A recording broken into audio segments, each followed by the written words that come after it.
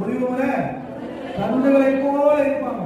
கணவன் மனைவி பிள்ளைங்க ஒரே வீட்டில தான் இருக்கணும். தனித்தனியா பிரிந்து இருக்க கூடாது, தனித்தனியா வாழக்கூடாது. வேறு ஒன்று நிற்பதற்கான வாழ்க்கை இல்லை. வேறு ஒன்று ஒரே இடத்துல தான் நிற்க முடியும். வேறு ஒரு இடத்துல களை ஒரு இடத்துல கனி ஒரு இடத்துல இருக்குமா? மரமைனால் ஒரு இடத்துல தான் இருக்கணும். மரம் என்பது கணவனாய் இருக்கிறார், கிளைகள் மனைவியாய் இருக்கிறீங்க, கனிகள் பிள்ளைகளாய் இருக்கிறீங்க. ஆமென். இதுதான் ஒரு குடும்பம்.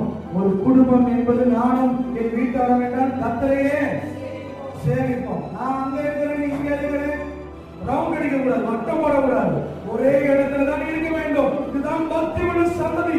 ஒருவேளை நீ தனித்தனியா இருக்கிறாய் என்றால் உன்னை யாரோ கெடுத்து கொண்டிருக்கிறார்கள். பைபிள் வசனம் கணவனோடு இசைந்து இருப்பாயான்னு பைபிள்ல நீங்க தெரியணும். கிளைகள் கனிகளை கொடுக்கணும். குடும்பம் கேதுருவ மரத்தை போல கர்த்தர் இன்றைக்கு பழகி பெருக பண்ணுகிறவராக இருக்கிறார். ஆமென் சொல்லுங்க, ஆமென் சொல்லுங்க. இனி எனக்கும் நிக்கிறப்ப என்ன என்று எப்பவும் சொல்லுவான். நீயும் சொல்லணும், இனி இந்த உலகத்துக்கு எனக்கும் என்ன, இந்த உலகத்துக்கு எனக்கும் என்ன, இந்த உலகத்தின் ஃப்ரெண்ட்ஸுக்கும் எனக்கு என்ன, இந்த ஒண்ணு இருளுக்கும் வெளிச்சத்துக்கும் சம்பந்தம் ஏது? இது சம்பந்தம் இருக்கவே கூடாது. இயேசுவோடு இருங்க, அவருடைய வாசனையாய் மாற்றுவார். மறுபடியும் வசனத்தை வாசித்து முடிப்போம். இஸ்ரவேலுக்கு பணியை போல இருப்பேன், லீலி புஷ்பத்தை போல மலருவான், லீபனோனை போல் வேரூன்றி நிற்பான். God bless you. கர்த்தர் வேரூன்றி நிற்க வைப்பாராக.